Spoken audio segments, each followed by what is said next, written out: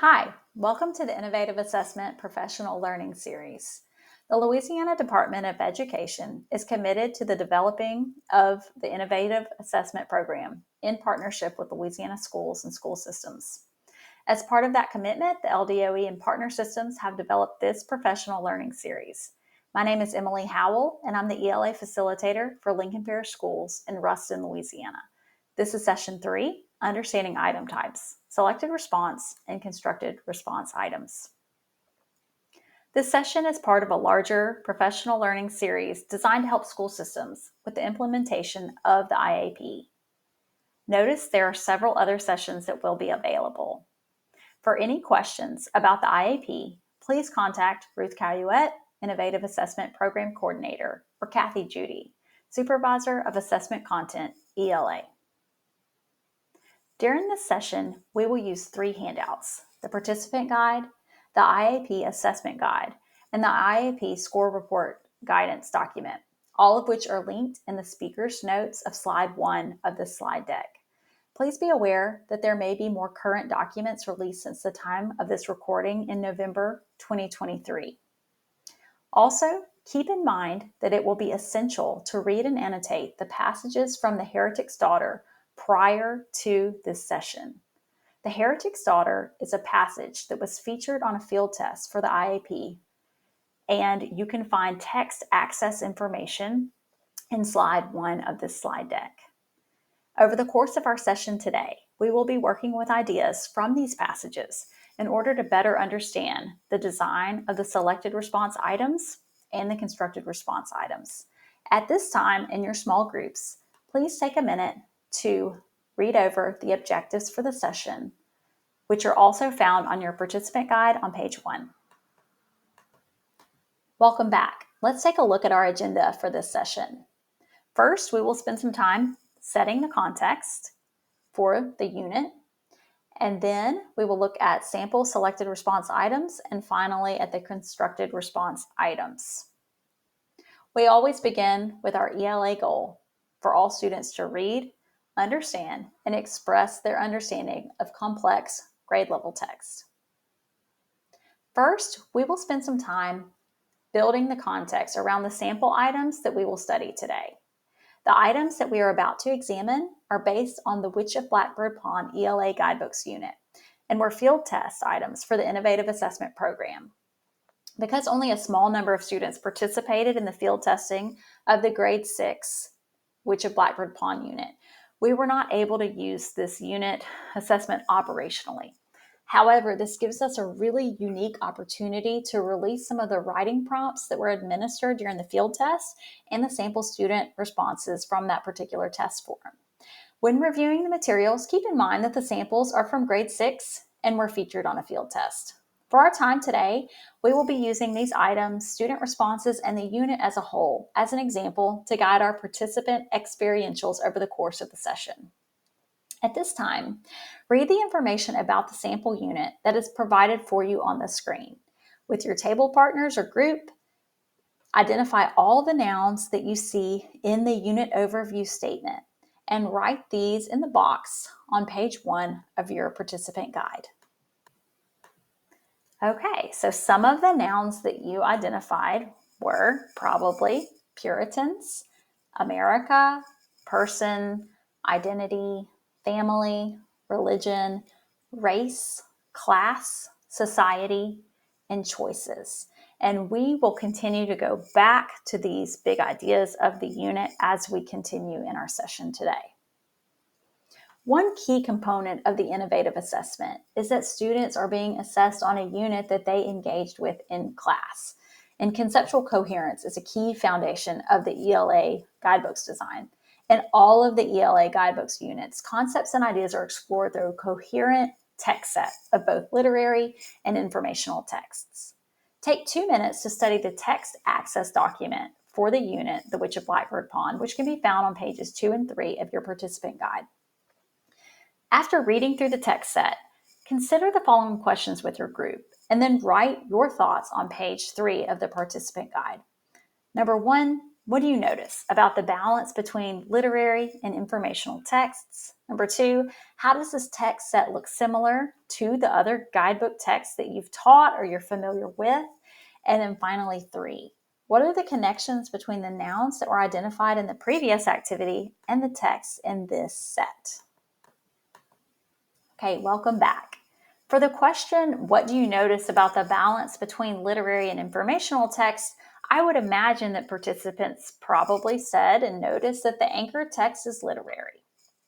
And then the balance between literary and informational text leans a little bit more towards informational text, particularly related to historical and factual content that build that background knowledge.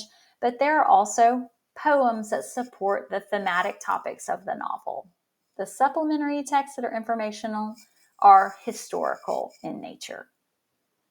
For the question number 2, how does this text set look similar to other ELA guidebook units? We all know and love the hallmark features of the ELA guidebooks, the wide text variety, inclusion of both rich informational texts that build background knowledge with literary pieces. We have emphasis on historical, cultural, topical contexts, and then we've got a diversity of perspectives. And finally, in terms of that third question, what are connections between the nouns that were identified in the previous activity and the ideas in this text set? You probably noticed there's a lot about Puritans shedding light on the beliefs of history in America during the 17th century. We see a lot about identity with the poems in the novel. We have mentions of family dynamics and relationships. Religion is clearly playing a significant role, class distinctions, society, and finally, choices and decisions with the poems. Now, let's consider the unit goals in terms of assessment. We want to always begin with the end in mind, so we will now read over the culminating writing task for The Witch of Blackbird Pond. What are the major knowledge and skills that are required to be successful in writing this essay? In other words, what do students need to know and be able to do at the end of the unit in order to really be successful on the CWT? Keep in mind, knowledge includes concepts and content knowledge required to perform grade level skills. And then the skills, these are often activity-based or standards-based, and these define what a student should be able to do with that content knowledge in order to progress toward mastery of the grade level standards. So at this time, if you, in your small groups, will read the culminating writing task out loud and then discuss what knowledge and skills students need in order to be successful on this task. Welcome back. I would imagine in terms of knowledge that your groups probably talked about background on the Salem witch trials, Puritan beliefs, backgrounds, particular things about the setting that might affect characters. And then for skills, we're going to be looking at how the main events cause a change within Kit. We'll also be looking at how a character's response to conflict will help develop an overall theme in the novel. And these are the same kinds of things that you can expect to see on the innovative assessment for this particular unit, because these are the primary knowledge and skills of the unit. If you'll join me on your participant guide on page 4, you will see the image of the reader circle for literary text. Before we dig into the sample items, we are going to go over the reader circle for literary texts. The simplest explanation of the reader circles is that each layer informs the next. We can compare them to a telescope. They help the reader focus their lens as they read a text to ultimately see and uncover the true meaning of the text. Take a moment and review the graphic in your participant guide on page 4 and circle what you think are the main elements of the culminating writing task that we just studied in the previous activity. Welcome back. I want to talk a little bit about the individual rings of the reader circle. Starting from the left and moving to the right, As a reader, that first layer that we observe, those are the actual words on the page. These are the things that the author provides that students can put their finger on. They can highlight. These are simple observations like details and word choice. As we continue to move to the right through elements and structure, each of these things start to come together, and we begin as readers to draw conclusions about those details. And we continue to move into the next layer, elements and structure, where we focus our attention on the character's plot and setting, as well as the author's point of view. And just like with author's craft, our brain is continuing to look for patterns and contrast, such as changes in character actions from the beginning of the text to the end, and what do these changes actually mean? Continuing to the right, literary effects. This is our next layer. We as readers start making interpretations and we start making the story our own. This is where we apply our experiences, background knowledge, and our feelings to find humor through irony or making meaning through symbols. And again, we are making meaning based on the patterns that we see. Finally, the outer layer of the reader circle, the what, the meaning. As we work through all these thoughts, we start to make meaning of the text, which informs the outermost layer of the circle's meaning. In this particular circle, we might call it theme, we might call it purpose, but we put all these things together in our brain based on the patterns and contrasts we've seen throughout the text in each layer of the text. And in my class, I always label those first three rings the how. This is what the author's craft, what the author does, and then the outer one as the what. And so what we're going to see with this culminating writing task is really looking at characterization. A lot of the characterization happens because of the setting that she is thrust into. And we begin to make meaning of the text, ultimately coming up with ideas about theme. Okay, now that we've set the context of the unit, ideas, goals, and skills, we are now able to start looking at some of the sample items. Please turn to page 9 of the assessment guide to look over the item types on the innovative assessment. Read the information on page 9 independently. Then examine the image pictured on this slide. As you read, consider the following questions and discuss them with a shoulder partner. The first question, how are the items similar to the LEAP assessment? In other terms, how are they the same as what you're used to? And the second question, what differences do you notice? Okay, welcome back. You probably said for that first question, how are the item types similar? You probably said they look very much the same as what you're used to seeing on the LEAP test. The selected response, multiple select, multiple choice, evidence-based selected response, technology-enhanced items, they are essentially identical to the description in the LEAP 2025 assessment guides. The differences that you noticed probably came from the writing. You probably noticed that the writing prompts for grade 5 and then grades 6 through 8 look different. And you'll notice that there is a constructed response that is different as well. At this time, your facilitator is going to give you time to reread the passages from The Heretic's Daughter. Your group will be assigned one story element, either setting, character, or conflict. Each group will be responsible for annotating the text specifically for that element, either setting, character, or conflict, and then doing a presentation in just a bit. But for now, go back to the passage and highlight the text for your assigned story element, either setting, characters, or conflict. And then you will have an opportunity to answer the sample items that are based on the Witch of Blackbird Pond unit. These sample items can be found in the assessment guide on pages 16 through 17. So at this time, read, annotate, and then answer those questions. Welcome back. Let's look at the sample items.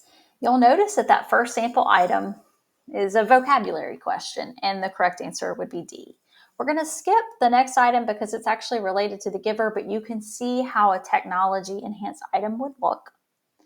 And then for the other three items, you see the classic Part A, Part B item, and the answers for those should be C. And then that last one is a great example of a sample multiple select item, and your answers would be A and B. And so as you answer these questions, you might have noticed that the questions actually help the student make meaning of the text. The student can leverage the information, the knowledge from these questions in their writing. Okay, at this time, with your group, create a poster with notes about your assigned element to present to the larger group.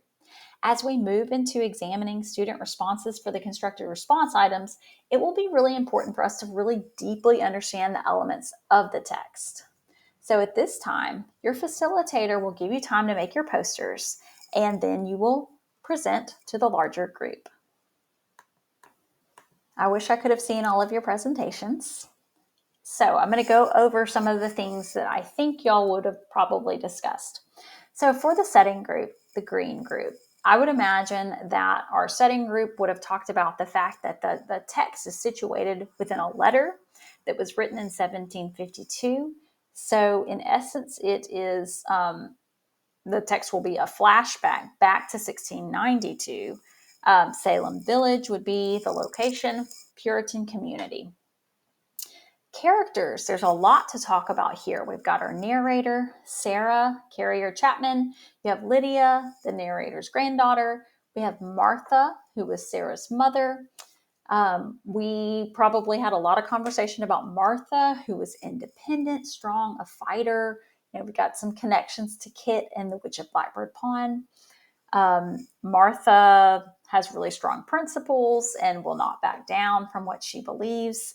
And she instills this into Sarah. And we see through Sarah, she has rejected the Puritan beliefs, and she's speaking these truths to her granddaughter later on. And finally, conflict. A lot of conflict here. A lot of it is based around that setting and the events that happen there. In the letter to her granddaughter, Sarah is expressing anger. She's thinking back on the Puritans and how they just turned people against each other with false accusations. And then ultimately, these childhood experiences are shaping Sarah's beliefs and identity. So you've got these ideas of belief, identity, choices, religion. Okay, now that we have spent time deeply understanding the text on the assessment, we will dig into the constructed response items. If you'll join me on page 19 of the assessment guide and take 2 minutes to read the constructed response question, I would like you to consider, as you read, what connection can you make between the constructed response item and the culminating writing task for the unit. Welcome back. The constructed response item, keep in mind this is for grades 6, 7, and 8 only, but it is a true representation of the tightly aligned nature of the innovative assessment. You can see really strong connections to the culminating writing task. So the connection between the constructed response prompt for the heretic's daughter and the culminating writing task prompt for the Witch of Blackbird Pond is that both prompts require students to analyze a character's response or loyalty based on text evidence. So in the heretic's daughter prompt, the constructed response prompt, students are asked to examine Martha's reaction to the accusation of being a witch and then support their explanation with evidence from the text. So this prompt is clearly focusing on understanding a character's response to a specific situation.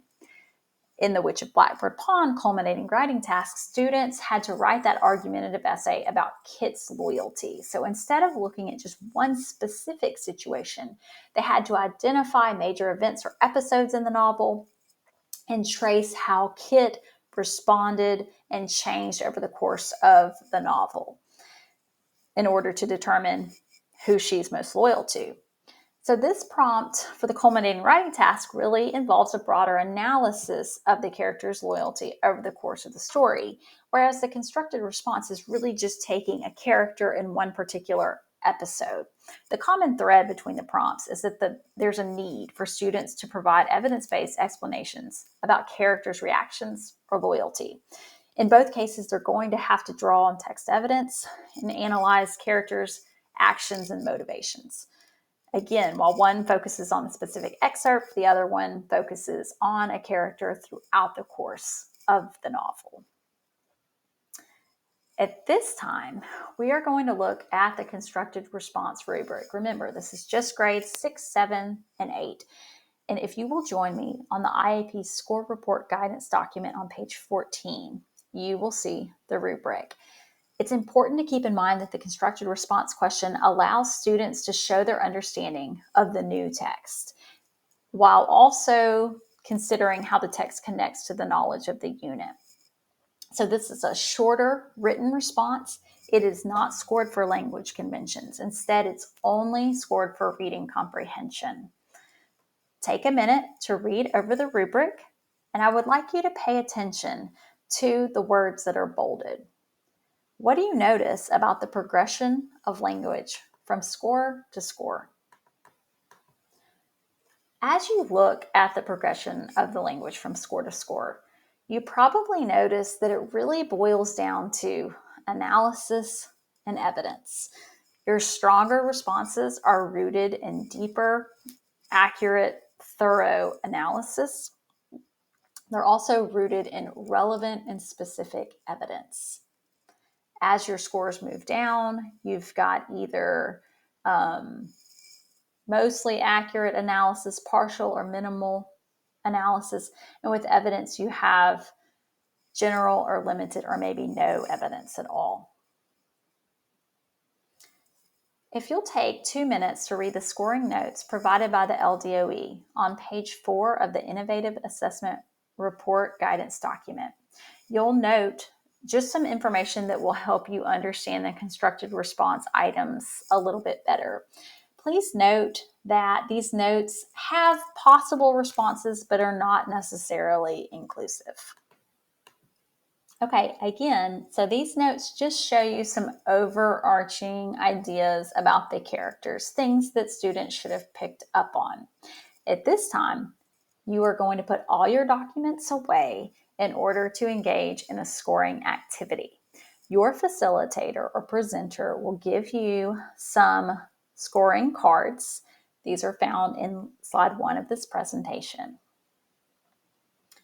In your small group, you will be given some sample constructed responses to score. Please read the student response with your group and assign each constructed response a score using the rubric that's printed on the scoring activity card. Be ready to talk through your score as a group, be ready to justify it, and again, make sure all of your answers are put away.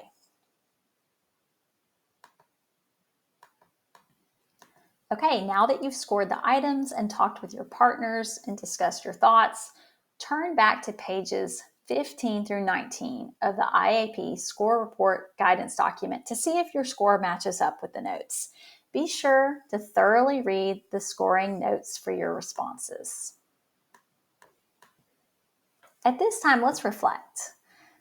Did your scoring match up with the IAP score report guidance document? If not, what can you learn from this process? If you'll join me on the participant guide, page 5, and answer the question, what did you learn from the scoring activity? Be sure to be looking for another session, Understanding Types on the Innovative Assessment Synthesis Essay. For any questions about the Innovative Assessment, please contact Ruth Caluette, the Innovative Assessment Program Coordinator. Also, you can send general assessment questions to the email indicated on the screen. Thank you, and I'll see you in the next session.